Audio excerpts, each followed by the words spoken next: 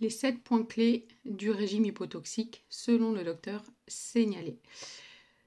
Pour savoir qui est concerné par le régime hypotoxique, eh bien, je vous renvoie à ma première vidéo sur l'introduction au régime hypotoxique. Les 7 points clés sont les suivants. Premier point, dans le régime hypotoxique, il faut éviter tous les produits laitiers parce qu'effectivement, la caséine, qui est la protéine de lait, va être inflammatoire. Ce n'est pas le lactose qui crée l'inflammation dans le corps, mais plutôt cette caséine du lait, mais de tous les laits, c'est-à-dire lait de vache, lait de brebis, lait de chèvre. Donc il vaut mieux, selon le docteur Seignalé, se tourner vers des boissons végétales, telles que les boissons d'amandes, de soja, de cajou, de riz, de coco, de chanvre, de millet. Ce sont des boissons qui vont être autorisées dans le régime hypotoxique. Par contre, attention au lait d'avoine, puisque l'avoine contient des protéines appelées des avénines, et ces avénines sont en fait des constituants du gluten. Donc l'avoine n'est pas considérée comme une céréale sans gluten. Petit 2, les céréales justement, eh bien il faut éliminer toutes les céréales qui contiennent du gluten parce que ça va accentuer les problématiques inflammatoires au niveau de l'organisme. Donc sans à bannir le blé, l'avoine, le seigle, l'orge, le froment car très riche en gluten, l'épeautre, le camus, c'est du blé également. Et puis attention également au psyllium puisque son enveloppe contient énormément de gluten. Donc tournez-vous vers des farines autres que les farines faites avec du blé, avec du gluten.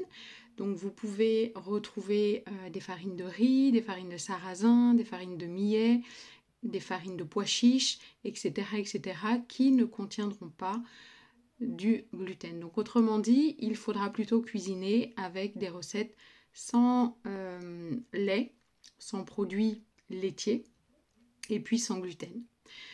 Troisième point concerne les viandes. Les viandes, les poissons doivent être cuits à une température maximum de 110 degrés. On privilégie dans ce régime-là, les viandes blanches, tout ce qui est dinde, porc, poulet, lapin. La viande rouge peut être consommée, attention aux personnes qui ont des problèmes cardiaques ou l'hypertension artérielle, vraiment limiter la viande rouge. Et puis, il reste le canard. Le canard également peut être consommé, mais avec modération. Le quatrième point concerne le sucre. Le sucre blanc doit absolument être remplacé par du sucre complet ou d'autres sucres comme le miel par exemple, mais le miel non pasteurisé. Le sirop d'érable, le xylitol également qui est intéressant et la stevia. Mais bien évidemment le sucre est à consommer avec une grande modération. Le cinquième point concerne les huiles végétales. Toujours des huiles dans des bouteilles en verre pour éviter la migration des perturbateurs endocriniens contenus dans le plastique qui vont aller au contact du gras se mettre dans l'huile. Donc toujours des bouteilles en verre avec des premières pressions à froid, bio si possible, et cru, donc non pasteurisé, non chauffé plutôt. Donc voilà pour le cinquième point, toujours des huiles en bouteille en verre, première pression à froid et si possible bio.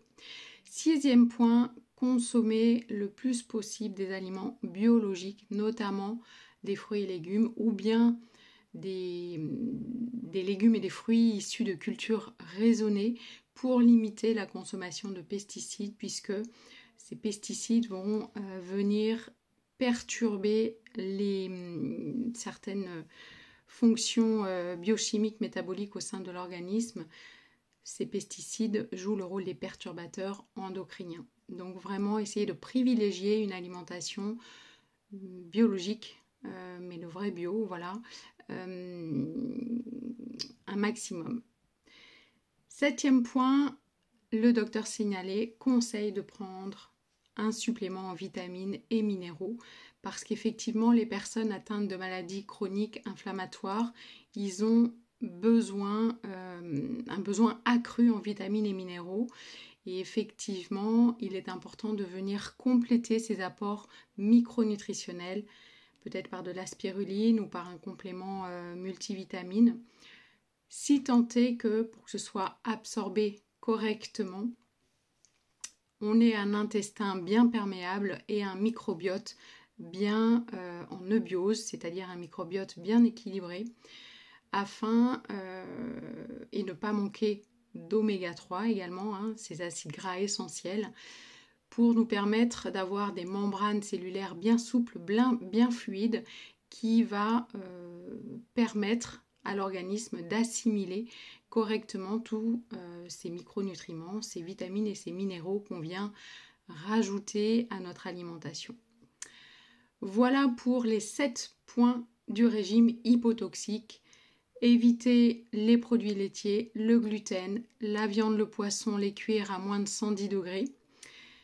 Le sucre blanc doit être remplacé par des sucres complets. Privilégiez des huiles vierges crues, bouteilles en verre et bio si possible. Consommez des aliments, des fruits et des légumes essentiellement biologiques si vous pouvez. Et puis, 7e point, prendre un multivitamine pour venir pallier au déficit micronutritionnel induit par notre alimentation moderne. Voilà, je vous dis à très vite pour une prochaine vidéo.